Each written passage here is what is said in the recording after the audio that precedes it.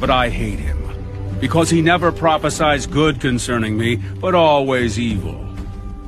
He is Micaiah, the son of Imlah. Let not the king say such things. Then the king of Israel called one of his officers. Bring Micaiah, the son of Imlah, quickly. The king of Israel and Jehoshaphat, king of Judah, clothed in their robes, sat each on his throne. And they sat at a threshing floor at the entrance of the gate of Samaria. And all the prophets prophesied before them.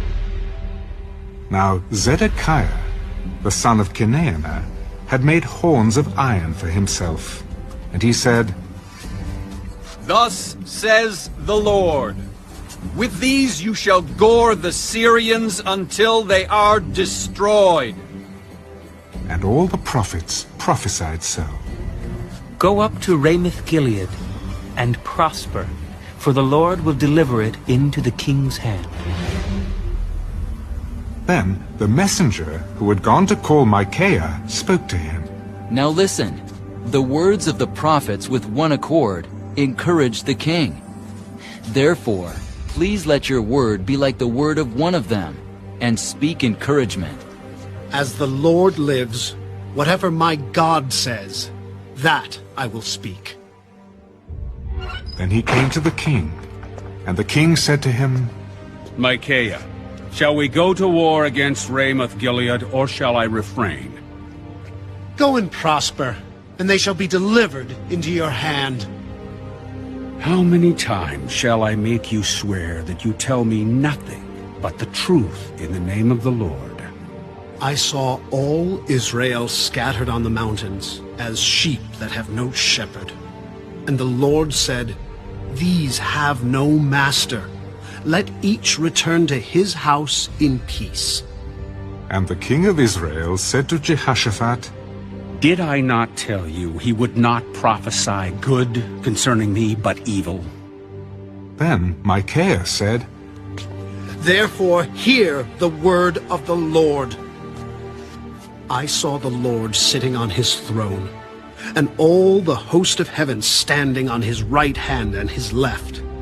And the Lord said, Who will persuade Ahab, king of Israel, to go up, that he may fall at Ramoth-Gilead?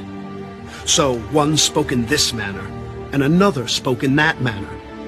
Then a spirit came forward, and stood before the Lord, and said, I will persuade him. The Lord said to him, In what way? So he said, I will go out and be a lying spirit in the mouth of all his prophets. And the Lord said, You shall persuade him, and also prevail. Go out and do so.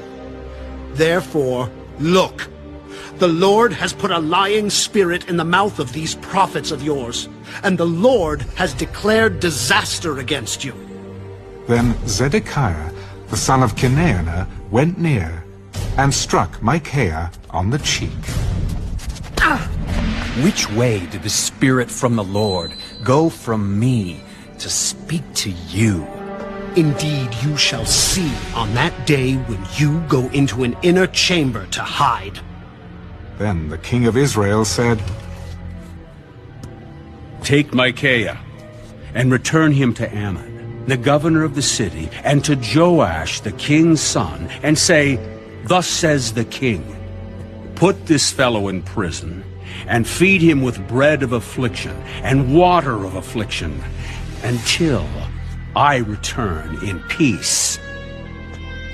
If you ever return in peace, the Lord has not spoken by me. Take heed, all you people! So the king of Israel and Jehoshaphat, the king of Judah, went up to Ramoth-Gilead. And the king of Israel said to Jehoshaphat, I will disguise myself and go into battle, but you put on your robes. So the king of Israel disguised himself, and they went into battle. Now the king of Syria had commanded the captains of the chariots who were with him, Fight with no one small or great, but only with the king of Israel. So it was, when the captains of the chariots saw Jehoshaphat, that they said, It is the King of Israel! Therefore they surrounded him to attack. But Jehoshaphat cried out, and the Lord helped him, and God diverted them from him. For so it was, when the captains of the chariots saw that it was not the king of Israel, that they turned back from pursuing him. Now a certain man drew a bow at random, and struck the king of Israel between the joints of his arm. So he said to the driver of his chariot, Turn around and take me out of battle, for I am wounded.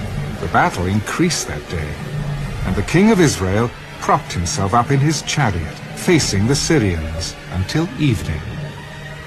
And about the time of sunset, he died.